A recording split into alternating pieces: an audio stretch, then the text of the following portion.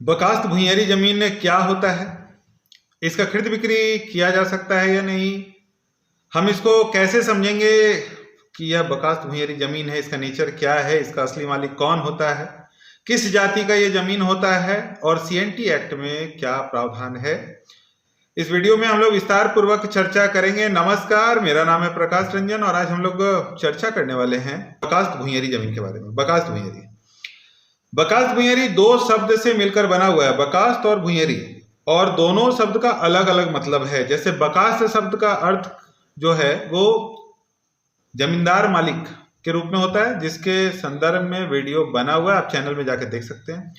और भुइयारी शब्द का अर्थ होता है उरांव जाति की जमीन, इस संदर्भ में भी वीडियो बना हुआ है, वो भी चैनल में है, आप जाकर देख सकते हैं।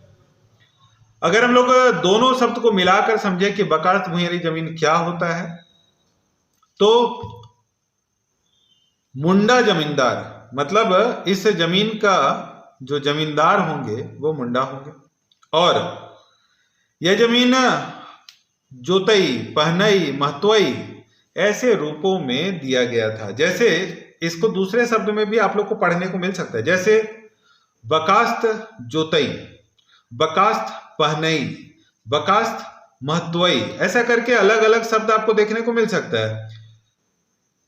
लेकिन इसका जो अर्थ है वो बकास्त भुइयारी के रूप में ही है। मतलब अगर हम और अच्छे से समझने का प्रयास करें कि क्या मतलब हुआ, ये महतवई, जोतई, पहनई का क्या मतलब हुआ, तो पहले जो लोग सेवा के रूप में, जैसे शादी विवाह या कोई कार्यक्रम होता था, तो सेवा के बदले हम लोग जमीन देने की प्रथा थी। जैसे शादी के टाइम में जो मछुआरे हैं वो मछली दिए, टोपी दिए, बर्तन आया, ऐसा करके अलग अलग विषयों पर उन लोग, चूंकि यहाँ अगर हम लोग झारखंड के परिप्रेक्ष्य पे बात करें तो यहाँ पर मुंडा जाति का यहाँ पर राज्य था, गंदुरा मुंडा जिसके राजा थे, तो महाराजा थे बल्कि।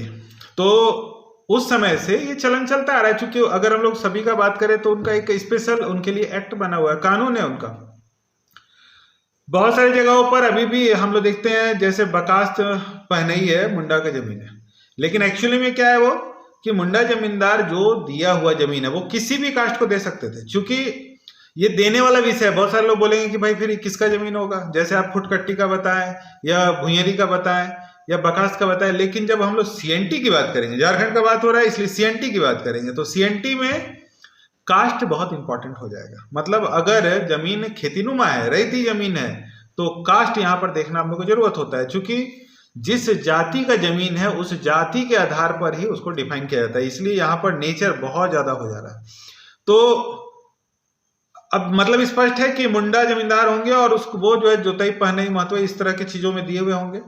अब एक सवाल कि क्या इसका खरीद बिक्री किया जा सकता है, इसके लिए हमको क्या चीज देखनी होगी कि जिसको वो जमीन मिला हुआ है वो किस जाति का है। मतलब अभी वो जमीन जैसे जोतई है तो वो जोतई किस जाति को मिला, अगर वो हरिजन को मिला है तो हरिजन का कानून पालन होगा, मतलब कि जिला अंदर खरीद बिक्री हो सकता है।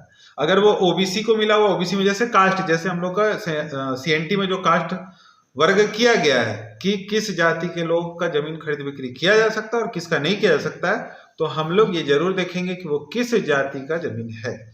जिस जाति का जमीन होगा उसी का कानून यहाँ पर पालन होगा। मुंडा जाति का जमींदारी है, लेकिन जिस जाति का वहां पर, जिस जाति को जोतई, पहनई, महतवई ये मिला हुआ है उस जाति का ही कानून पालन होगा। जैसे अगर किसी नायक को जमीन मिला हुआ है, अब वो हरिजन में है, तो उसके लिए जिला के अंदर का दूसरा हरिजन विथ परमिशन गवर्नमेंट से, मतलब 46 परमिशन के बाद उसका खरीद भी कर सकते हैं। तो जो हमारा कानून बना है वो उस पर लागू हो जाएगा। नेचर यही है, कास्ट हम लोग को देखना पड़ेगा। वीडियो आपकी जानकारी के लिए बनाया जाता है, इसलिए इसे लाइक, सब्सक्राइब और शेयर जरूर करें। अगर आपका कोई सवाल है तो कमेंट बॉक्स पे आकर सवाल करें। बहुत बहुत धन्यवाद।